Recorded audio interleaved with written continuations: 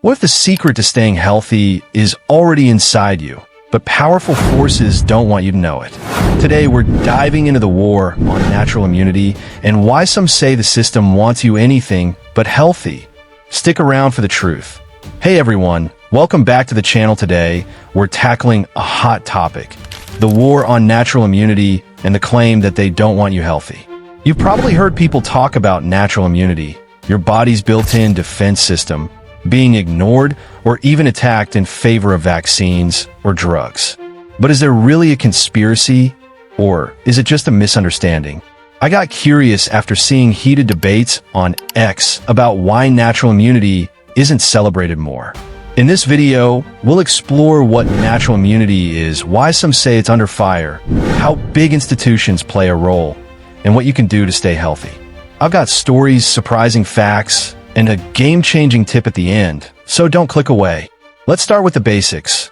Natural immunity is your body's ability to fight off diseases after you've been exposed to them. Say you catch a cold.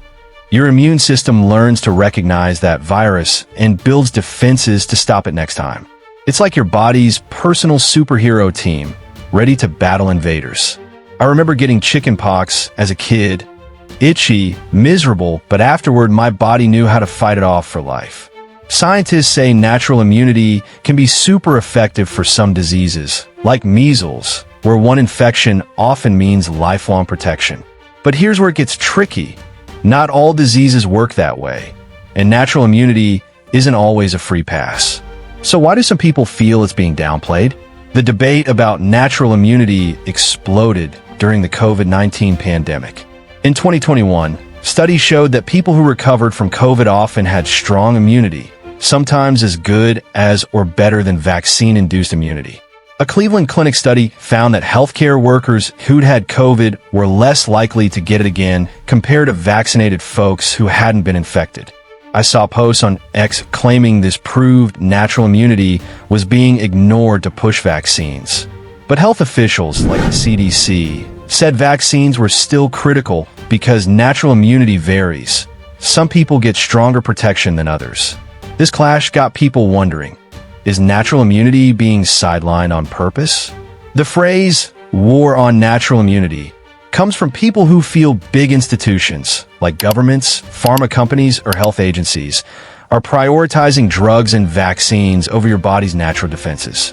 They point to things like vaccine mandates, which we talked about in my last video, that don't always recognize prior infection. A friend of mine, Jake, got COVID early on, recovered, and felt fine, but his job still required a vaccine. He was like, why doesn't my immunity count?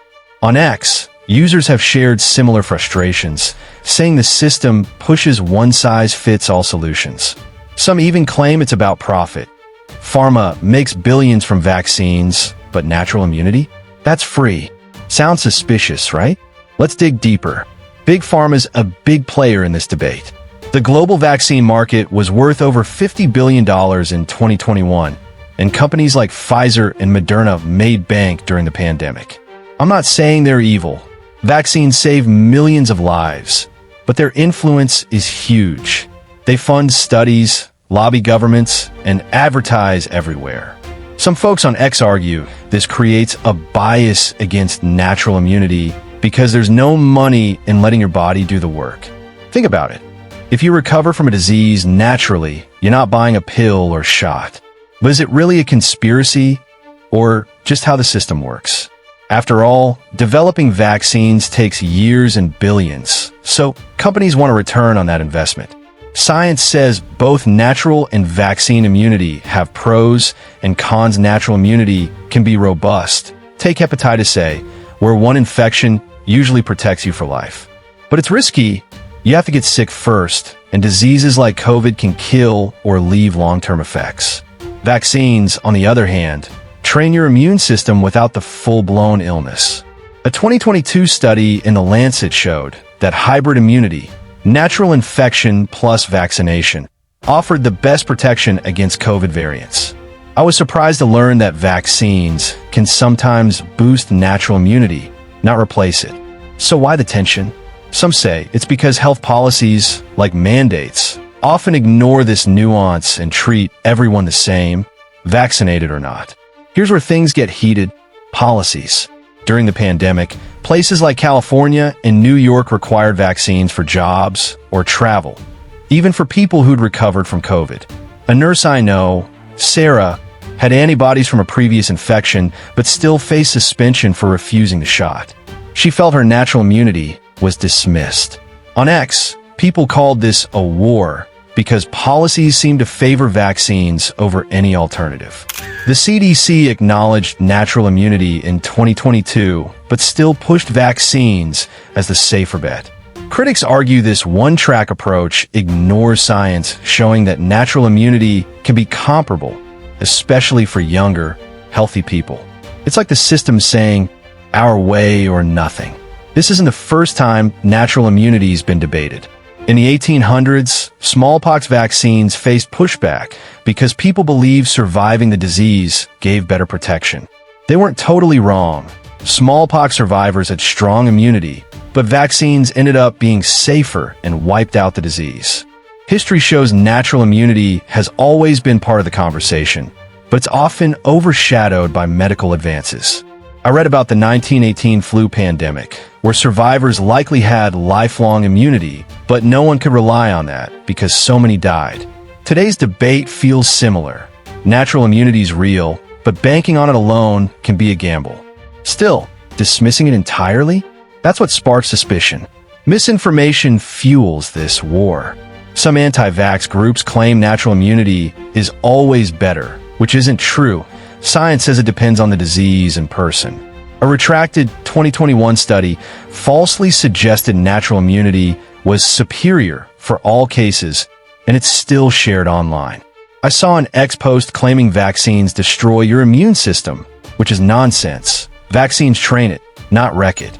But when people feel ignored, they're more likely to believe these myths. The flip side?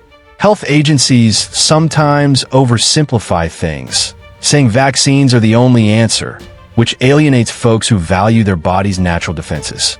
Both sides need to meet in the middle with clear, honest info. This ties back to race and class, like we covered before.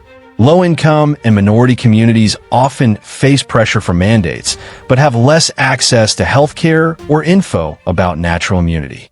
In 2021, Black Americans were less likely to get vaccinated, partly due to mistrust from events like Tuskegee. If natural immunity isn't acknowledged, it can feel like their experiences are erased. I talked to a guy at a community center who said, "I beat COVID, but they still want me jabbed, why?"